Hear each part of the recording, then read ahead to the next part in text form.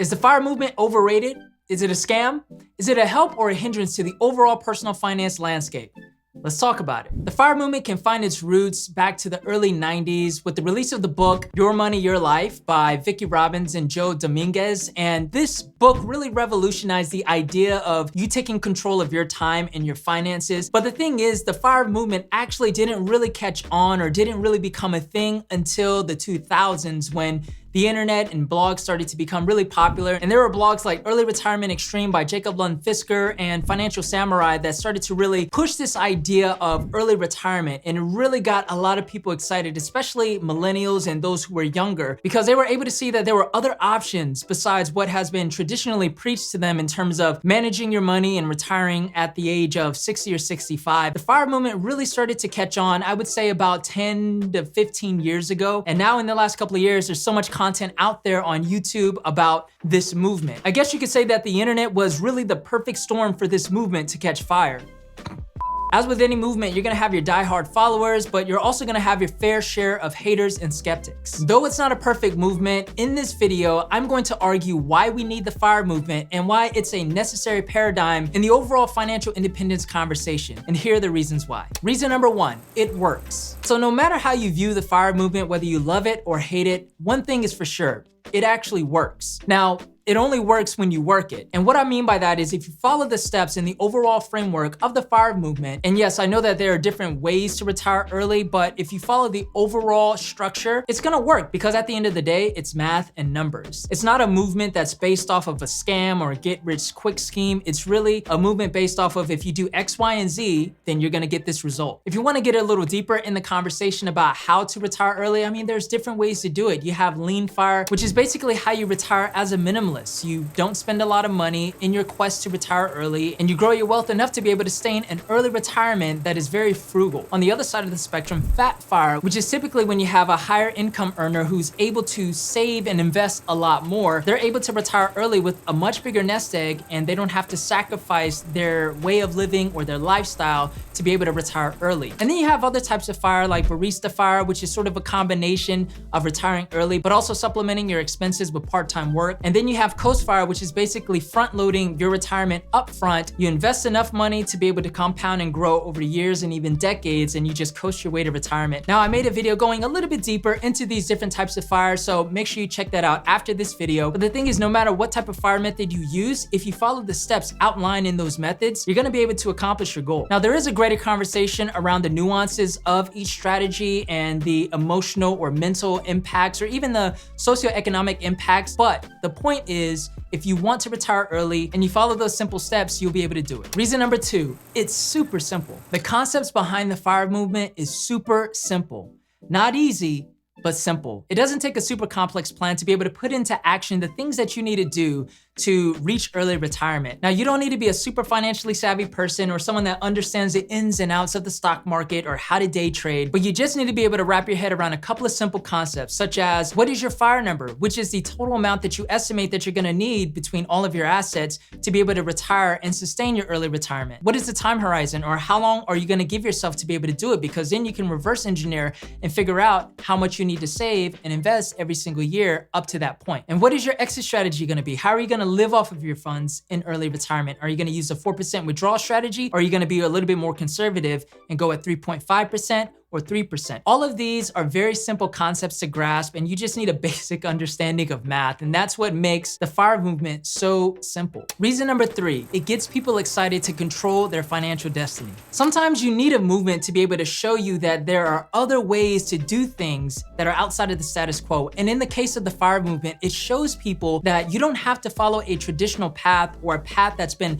laid out because everyone else does it. You can do things differently, and that's okay. The FIRE movement has definitely gotten a lot of people, especially those that are in their 20s and 30s, excited about what most people would find is boring or something that they could push off to the future, has gotten them excited about personal finance, but also the fact that they can control their financial future. And if it wasn't for the FIRE movement, a lot of these people probably wouldn't even care about their personal finances. They probably wouldn't even care about managing their money. So the FIRE movement really has called people to pay attention to their finances and to really take seriously how they're going to invest for the future. It shows people that they can actually achieve financial independence outside of the bounds of the status quo. You know, one of the biggest criticisms of FIRE that I oftentimes hear or come across is they think that people who retire early will just no longer contribute to society, that they'll just go off and do nothing and they're really just gonna be a dead weight. But I think the truth is most people actually want to continue to be active, but they want to be active in the ways that they choose. In order to contribute to society, you don't have to work for a company or work for someone else to be able to do that. You can start your own projects, you can start your own nonprofits, you can even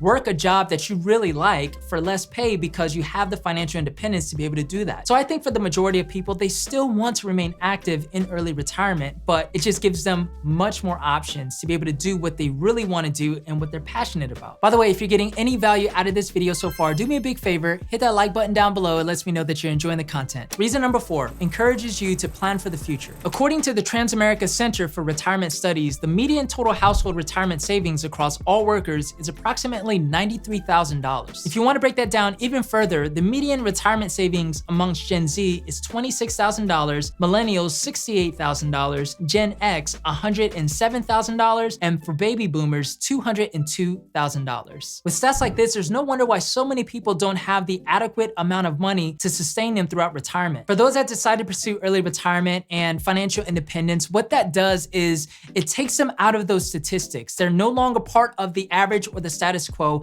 and they're able to actually plan for their future, so they're better off than most people. I mean, in order to actually achieve these big goals, you have to be proactive and you have to plan and you have to execute those plans. And the one thing that I like to stress is the fact that you pursue FIRE or the fact that you even try puts you in a much better position than most people anyway, because you're taking active steps to manage your money and to invest and save up for the future. Reason number 5, instills discipline. Now, discipline is one of the most important habits that you can have when it comes to your personal finances or really just in life in general. Because of discipline, you're able to get out of debt. You're able to start planning for your future. You're able actually to be consistent when it comes to setting money aside and saving money every paycheck and actually investing your money and dollar cost averaging into the market, no matter what the market does, whether it's up or down. That discipline allows you to stay focused on the goal. That is something that a lot of people are missing in their financial lives. They don't have the discipline because they're easily tempted by things that they want to buy that adds no value to their life, or things that they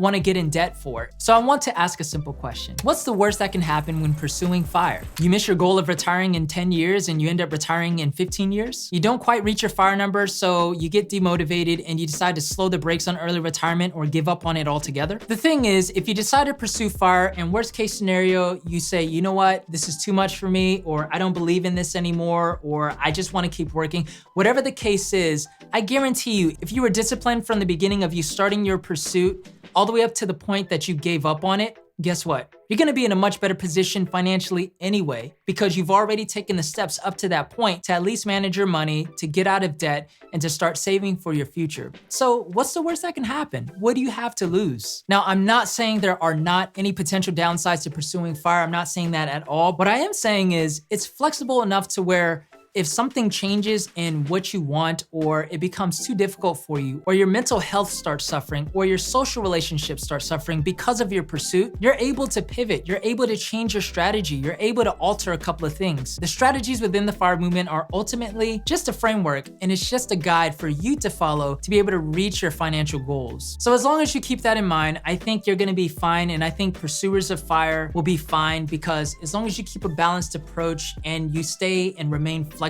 you're gonna ultimately be better off than not having pursued it at all. And that's my take on the real reasons why we need the FIRE movement and why I believe the FIRE movement overall is a good thing. I don't think it's the only movement or the only strategy, but I think it is a vital part of the overall financial independence conversation. And hey, feel free to offer a different opinion. In fact, I wanna hear what you think, so make sure you leave in the comments whether you agree with my stance on the FIRE movement or not. And if you don't agree, Let me know in the comments why or why not. Again, remember, there isn't only one way to FIRE. In fact, there are many different ways to achieve early retirement that's based on your personality, your lifestyle, and overall goals. And I actually made a video right here, so make sure you watch this video because I go over some of the more popular ways to achieve early retirement and I break those strategies down so you can see what your options are. Make sure you click this button right here to subscribe to the channel as I have some more awesome content that's gonna help you on your journey to financial independence. Thank you so much for watching and I'll see you in the next video. Peace.